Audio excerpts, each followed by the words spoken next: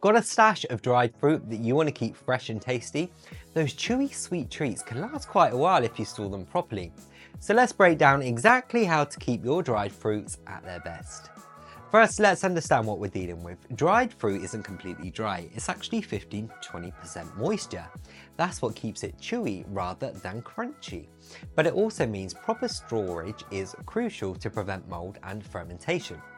The enemy of dried fruit is moisture. Once moisture gets in, you're inviting mold, yeast and bacteria to the party, and trust me, those aren't guests you want.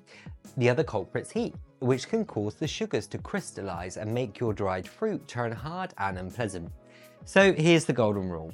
Store your dried fruit in an airtight container. Glass jars with tight-fitting lids or heavy-duty Ziploc bags work great.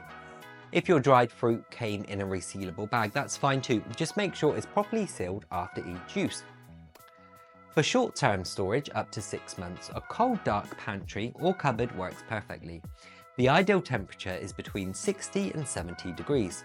Avoid storing near your stove or in direct sunlight, where temperatures can fluctuate. For longer storage up to a year, pop that airtight container in the refrigerator. Yeah, the fridge.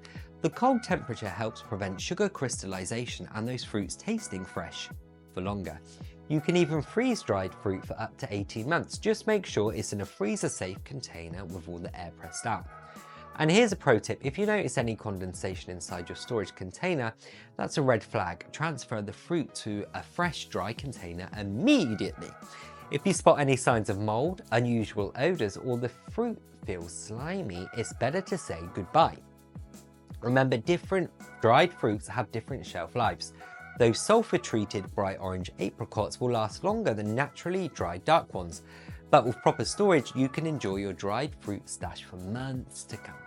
That's all from me. If you have any food-related questions, pop them below. I'll get to every one of them myself. And as always, go and wash your hands.